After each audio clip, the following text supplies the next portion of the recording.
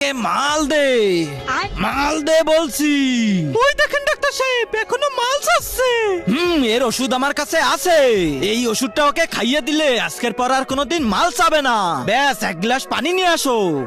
মাল চাই আমার, মাল দে তোরা আমাকে। দাঁড়া, দিচ্ছি তোকে। যাও, এটা খাইয়ে দাও।